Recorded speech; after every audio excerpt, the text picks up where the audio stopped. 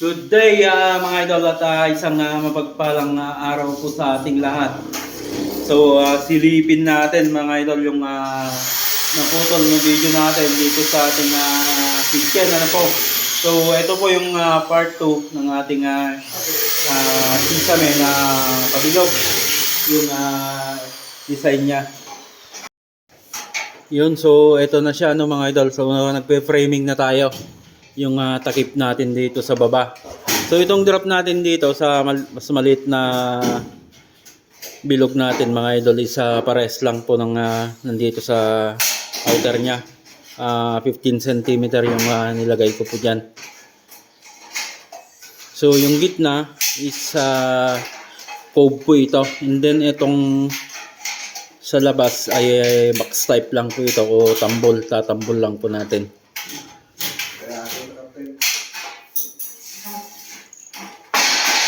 So yung framing dito sa labas mga idol is isinunod na lang natin dito sa mga yung frame natin sa upper ceiling natin. Ano po?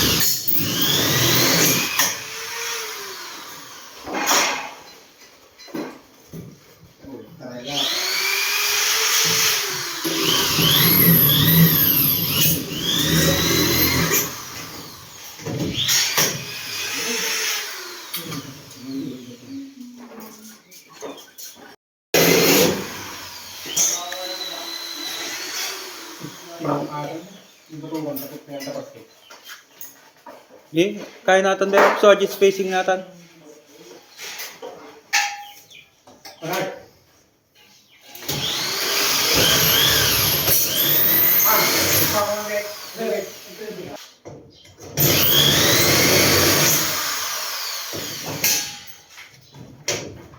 Film di ba po sa baka tupot jay.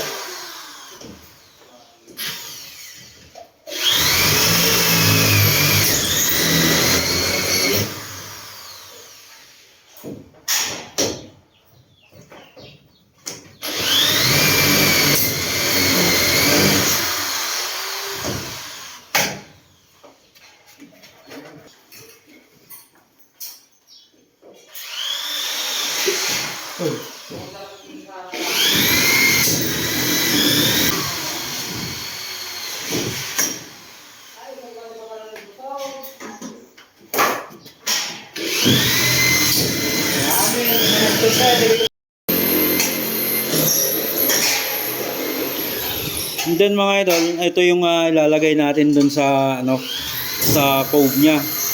So ginidlagitlaan natin ito mga idol. Ano, kung mapapansin nyo, pinadaanan natin to ng cut off para maibilog natin. Yan o. Yan. So silipin natin mamaya pag nilagay na po ito. Yun mga idol, so eto na yung paring kanina na ginitla-gitlaan natin mga idol para mai-round natin. So pwede namang wall angle yung ikabit dito, pero para mas matibay siya, mas matibay yung tayo ng pinakasanepa niya dito, metal faring po yung ginagamit namin. Maski po yung mga nakarang project namin na ganito, metal faring yung ginamit natin dito. So pwede na pong takpan po ito.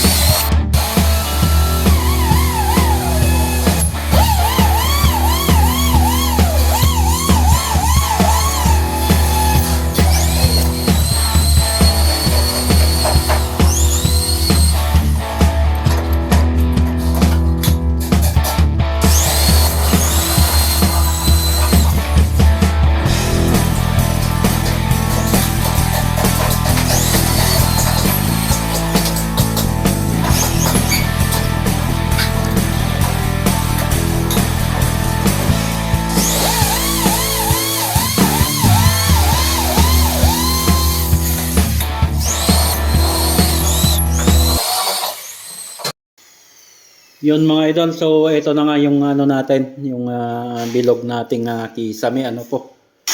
Yan.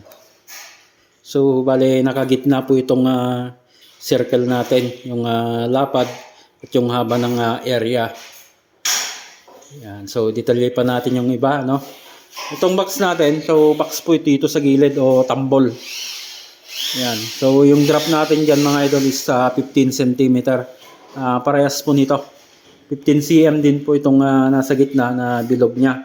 So yung diameter ng mas mahaba is itong outer na bilog natin is 350 cm po. Then itong nasa gitna naman is 150 cm at naka-cove po ito. Yung takip natin dyan sa cove niya is ano po ito, 8.5 cm. Yan.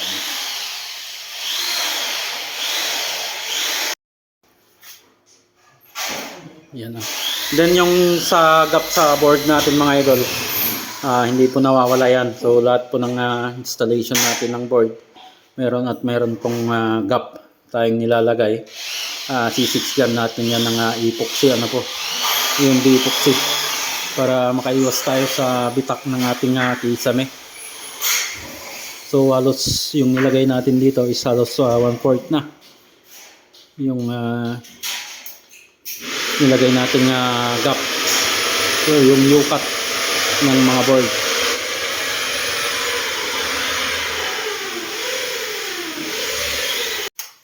Yun mga idol, so bukod dito sa kitchen na ginawa natin ngayon, so i-update pa natin yung ibang part po ng bahay na ginagawa natin, ano mga idol.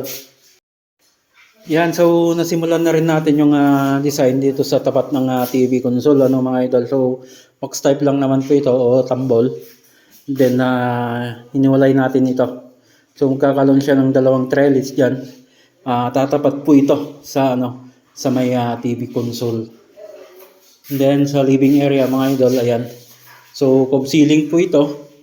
And then may i-design po tayo diyan sa gitna. So bale nakita na nyo na rin po yung design namin na ito. Yung gagawin namin dito sa may gitna. So subukan nating i-DIY sa mga susunod na araw mga idol pag ginawa natin yung design po nito. And then dito sa living area, yan, naka-frame na rin po ito. So yan yung update ng ating day 5 dito sa ating trabaho dito sa Barangay Cabuluan, ano mga idol. So dito na natin tatapusin yung video natin ngayong araw. Lagi po tayong mag-ingat at God bless po sa ating lahat.